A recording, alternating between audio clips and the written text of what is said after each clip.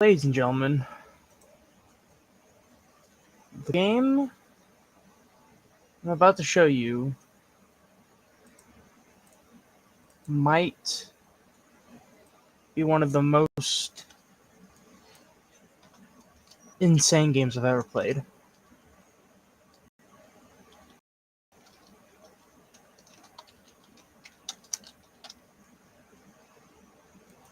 And what's even crazier, this game had 8 brilliant moves. 8. How is that humanly possible? I'm still in shock. 8 brilliant moves to seal the Mikhail Tal bot's fate. You won't believe the game I'm about to show you. 8, see that? 8 brilliant moves? They're like a 2850.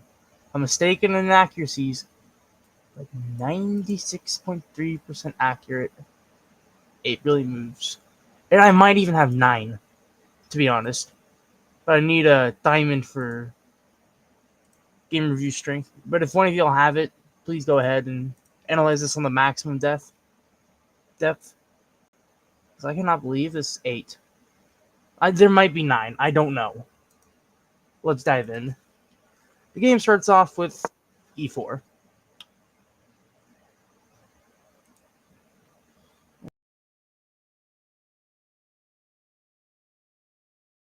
And let me just the move list.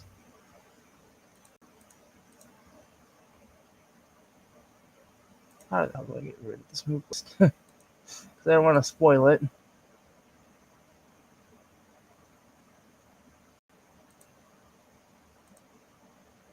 How the hell do I...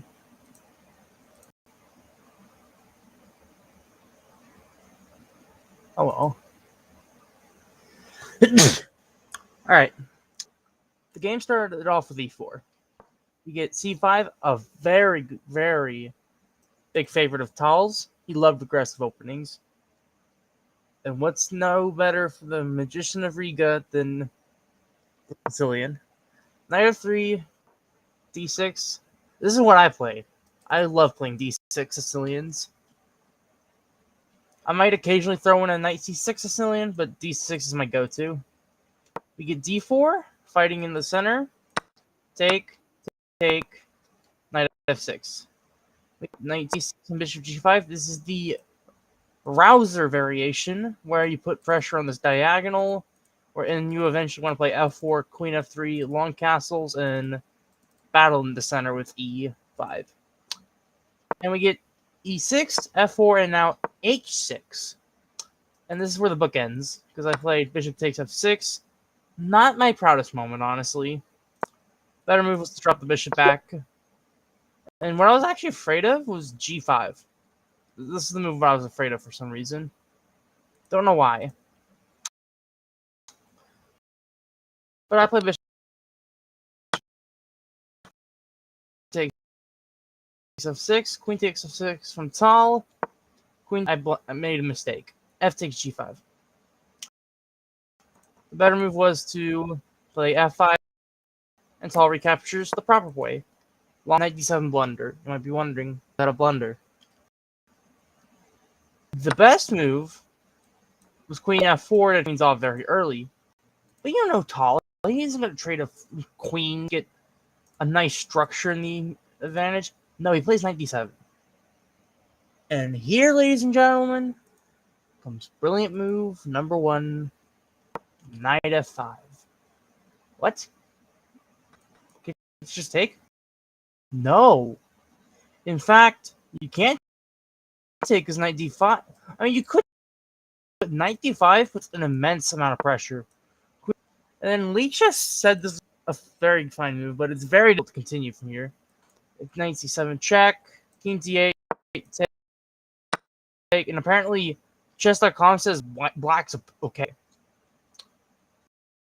get back to differ nonetheless. Knight f5. Staying tall does not take. It was a very big surprise to me. The better move was queen e5, but it plays not a bad move. I play bishop e2. Now, Stockfish will say this is an inaccuracy. What is how potent, how lethal this move is. Not in the sense that it's a winning lethal move, but in terms here and maybe knight 6 check to win the queen. That's the plan. But Stockfish ruins the idea with supposedly d4. After knight takes d4 and queen f4. The same idea from the blunder on d. But it's actually not that easy after queen takes, pawn takes, and I think h4. Yeah, h4. Easy, because then this is a passer. And after something like 95, there's going to be times where I can maybe put the king here to get it more. That's what Stockfish is wanting. But no, I play b5. A mistake. How is that a mistake? White to seize the initiative. Rook hf1. The idea, if you take the knight now, it's fatal. And you don't have queen h6 this time. Is this... Not this. Not this. Queen a5 is better. Because you're putting pressure on the king. And if the king tries to get out of the way... Why? Because if the rook moves... Because if knight takes... Queen e4 is mate. Very funny. Very funny mate. Rook hf on the board. Queen e5, the best move. I do not care. Knight takes d5. The idea is after take g7. I can take on g7. Queen takes d6, boxes the castles. Rook f5 is a fatal blow. You cannot play this. Because queen literally all says it wins. So after knight takes d5, he takes. He takes back. I don't know why this thing with knight to e4 in prediction of this. But guess what I played? I played rook d1 anyway. Again, hanging the knight. This time you cannot take it easily. Because bishop takes b5 check, which might be another brilliant. I'm not sure. I'm gonna see what engine says. It's probably great. Or the best. Let's eat some time, because I'm pretty sure that's a brilliant in itself. Oh no, it's the best. Alright, so bishop d. Okay, knight e4 was played. Bishop d4. Giving the queen up. You cannot take it still. This rook takes. I mean, you could take it.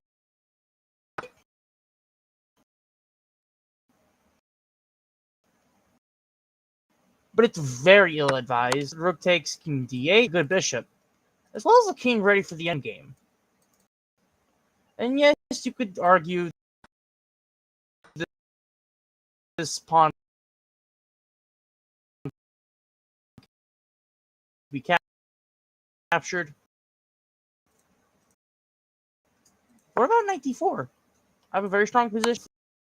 3. Bishop takes f5 was played. Here comes rook takes f5. The idea? Take. If you move the king, I have this.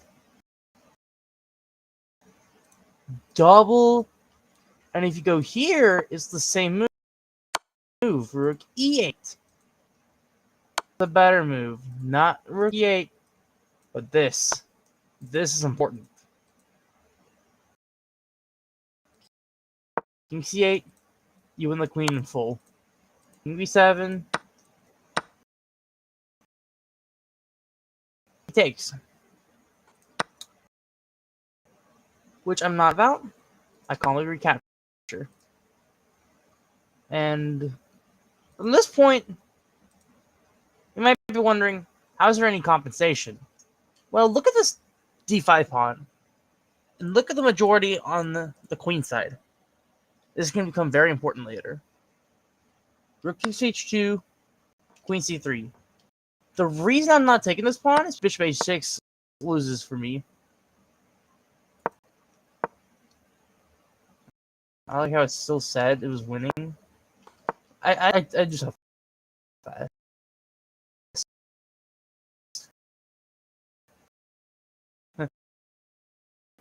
Rook h1, king d2. Very basic stuff.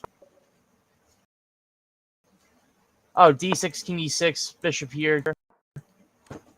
King g6, and I think queen c6. Yeah, something like that. So I guess that's another reason why I chose the move instead. But queen takes c6. Still nonetheless winning. Bishop g7, queen d7, check, king f8. To get the king, rook e8. d6. Do I wonder how is this brother take? I have this. And there's no stopping this. Take. Promote. Here. Take with check. You're winning. So, rook h6. Did I care that this was pinned? With same motif. This time it's with a discover check. There. So after queen c5, tall king rook d8. I pushed for check. Bishop f6. Of the queen, you cannot take and winning. King g7, bishop d5, threatening this. You have to give it up. There's no way to save it. And I have to take queen sack. Who doesn't like queen sack? And it's still gonna end up being the same position. c3 now. c2. There's a very fun idea. We give the check again. Why giving a check constantly? Queen sack. Who doesn't love queen sacks? After bishop g5. Basically, at this point, Paul is in a zugzwang. It's a miraculous zugzwang. Every move from this point leads to mate. Miraculous. King b3, g3, a4, take bishop g5, king back. Why do I not push immediately? You could argue that there's this. You could potentially argue. But after just c5, rook check, you simply have king here. And if you have this check, there's this. Check. King runs. So can't take this pawn because I promote. Actually, no, I don't promote. If you take, mate, two different ways. And at this point, it was just a push and play. And from this point forward, there's mate and 11 on the can't find it. That's very funny. Stockfish 17, the strongest chess engine in the world, cannot find queen e5, mate and 11 on the board. It thinks king g7 is, but if you put it into lead chess, it says after a very tedious amount of time, mate and 11. Rook f8, c7. Still mate now. Saki doesn't find it. Takes, takes. Now it does. And it doesn't matter if you go here. The problem is bishop b4. There's still threats. So after rook 5f7, you don't promote. You get back. Bishop b5. There's no escape. Rook f1, and from here I miss a few steps, but I do get the checkmate. Believe that there's. Oh, I'm very good. Thank you for asking. But 8 brilliant moves. 8 stupendous. At this point, it wouldn't even be a GM game. This would be an Immortal Game. And that's what I'm dubbing it. 8 to possibly 9 brilliant moves. I'm still in shock from this. The streaming is going very good. But 8 brilliant moves is ridiculous. If I had to choose an opinion on the best brilliant move in this position, or from the game, it'd be this one. Because this one is very defined. Because there's not a clear competition. What are the games where I usually play? Well, I usually play Destiny 2, Call of Duty, Mortal Kombat. You can check my other videos on YouTube if you're wondering. But 8 brilliant moves is something I cannot replicate. Never will I ever have a game like this again. It's just not possible. And again, the Magician of Riga is something crazy. Playing like the man himself against the man himself. Ironic, really.